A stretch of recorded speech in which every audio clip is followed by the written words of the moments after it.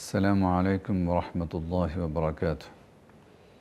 بسم الله الرحمن الرحيم. الحمد لله رب العالمين والصلاة والسلام على سيد المرسلين وعلى آله وصحبه أجمعين. വിശുദ്ധ റമളാൻ സമാഗതമാവുകയാണ്. സത്യവിശ്വാസിയുടെ ജീവിതത്തിൽ വലിയ മാറ്റങ്ങൾക്ക് കാരണമാകുന്ന ഒരു സമയമാണിത്. Ramadan rebuild the mind, the body, the soul and the health എല്ലാം പുനഃക്രമീകരിക്കുന്ന, പുനഃസൃഷ്ടിക്കുന്ന ഒരു സമയമാണ്. വിശുദ്ധ ഖുർആൻ റമളാനെ കുറിച്ച് ഓർമ്മപ്പെടുത്തിയിട്ടുള്ളത് ഖുർആനിൻ്റെ മാസമാണ്. അത് മുത്തഖീങ്ങൾക്ക് ഹിദായത്താണ്.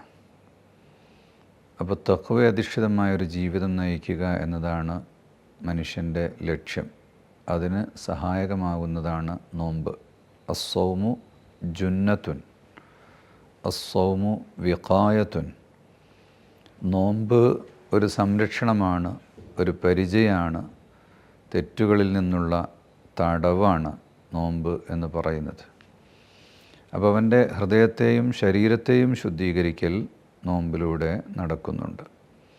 അതോടൊപ്പം തന്നെ മനുഷ്യന് അവൻ്റെ സമ്പത്തിനോടുള്ള ആർത്തി കുറക്കാനും ദാനശീലം വർദ്ധിപ്പിക്കാനും അങ്ങനെ സാമ്പത്തിക വിശുദ്ധിയും എല്ലാം ഇതിലൂടെ വരുന്നുണ്ട്. എഴുത്തിക്കാഫിരുന്നും ജമാഅത്തുകളിൽ വന്നും ജനങ്ങളുമായി കൂടുതൽ ഇടപഴകിയും, എന്നാൽ അതെല്ലാം ദീനീയായ ഒരു ബോധത്തിൻ്റെയും സ്നേഹത്തിൻ്റെയും ഭാഗമായി സാമൂഹിക ബന്ധങ്ങളെ ശക്തിപ്പെടുത്തുകയും വിശുദ്ധ റമളാനിൻ്റെ ഭാഗമായിട്ട് നടക്കേണ്ടതുമാണ്. ഇപ്പോൾ ഹൃദയശുദ്ധീകരണത്തിന് പറഞ്ഞിട്ടുള്ള 5 ഔഷധങ്ങളാണ് റമളാനിന് ഷെയ്ഖ് സൈനുദ്ദീൻ മഖ്ദൂം അവർകൾ ഓർമ്മപ്പെടുത്തിയിട്ടുള്ളത്. ഫതിലാവത്തും ബി തദബ്ബുരിൽ മഅന, അർത്ഥമറിഞ്ഞുകൊണ്ട് ഖുർആൻ പാരായണം ചെയ്യുക എന്നതാണ്.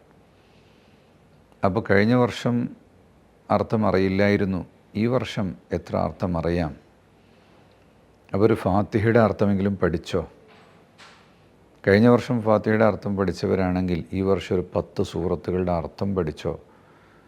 അങ്ങനെ ക്രമേണ ജീവിതത്തിലേക്ക് കുറച്ച് ആയത്തുകളുടെയെങ്കിലും അർത്ഥം പഠിച്ച് ഖുർആൻ മനസ്സിലാകുന്ന രീതിയിലേക്ക് എത്തുക. ചിന്തിച്ചുകൊണ്ട് ഖുർആൻ പാരായണം ചെയ്യുക.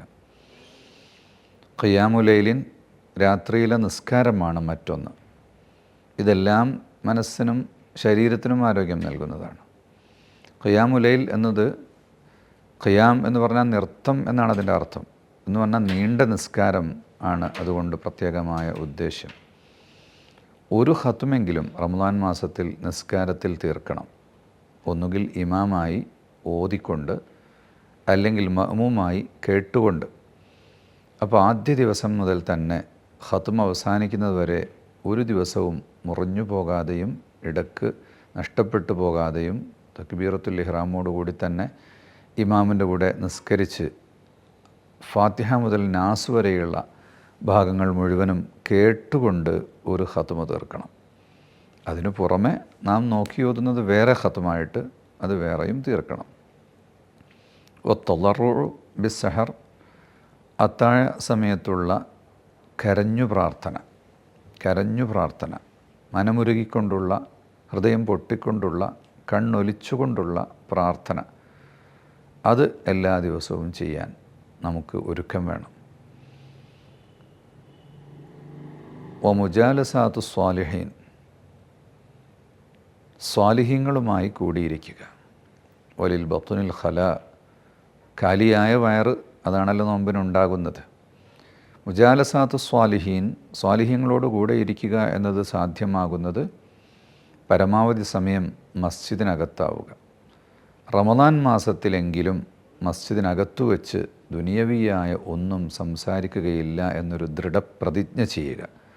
അനിവാര്യമായി വന്നാൽ ആളെ പുറത്തു കൊണ്ടുപോയി സംസാരിക്കുന്നൊരു രീതി. അപ്പോൾ മസ്ജിദിനകത്താകുമ്പോൾ ഇൽമ്, ഖുർആൻ, ദിക്ർ, സ്വലാത്ത് ഇത് മാത്രം ഓതുകയും ചൊല്ലുകയും കേൾക്കുകയും ശ്രവിക്കുകയും ചെയ്തുകൊണ്ട് മുന്നോട്ട് പോവുക.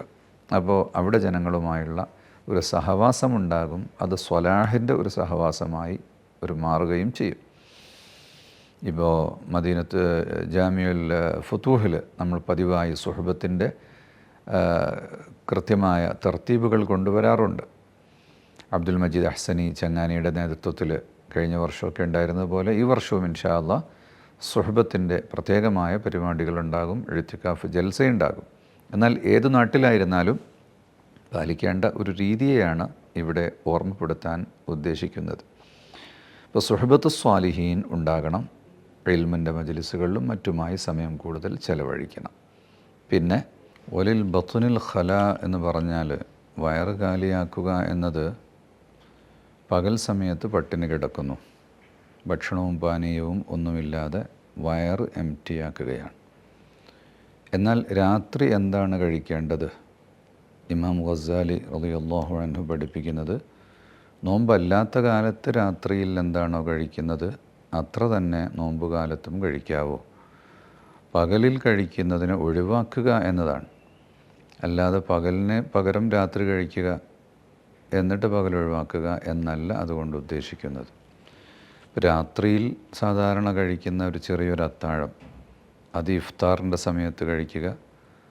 അതുപോലെ നമ്മുടെ സുഹൂറിൻ്റെ സമയത്ത് വളരെ ചെറിയ ഒരു ആഹാരം കഴിക്കുക എന്നുള്ളതാണ്. പ്രത്യേകിച്ച് ഈ വൈദ്യന്മാരൊക്കെ ഓർമ്മപ്പെടുത്തുന്നത്, ഇത്തവണ മലയാളികൾക്ക് വേനൽക്കാലത്താണ് നോമ്പ്. ഇപ്പോൾ ദാഹം വരാതിരിക്കാനുള്ള രീതിയിൽ പൊരിച്ചതും കരിച്ചതും അതുപോലെ കൂടുതൽ മുളക് ചേർത്തതും അങ്ങനെയുള്ള ദാഹം വരുത്തുന്ന സംഗതികൾ ഒഴിവാക്കുകയാണ് നല്ലത്. പിന്നെ പഴങ്ങൾ, പ്രത്യേകിച്ച്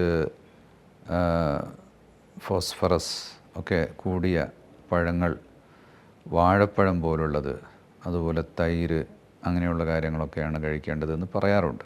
അത് ഡോക്ടർമാർ പറയേണ്ട ഒരു കാര്യമാണ്. എന്തായാലും കൂടുതൽ ദാഹം വരുത്താത്തതും ക്ഷീണം കുറക്കാൻ പറ്റിയതുമായ ഭക്ഷണങ്ങൾ കഴിക്കുക.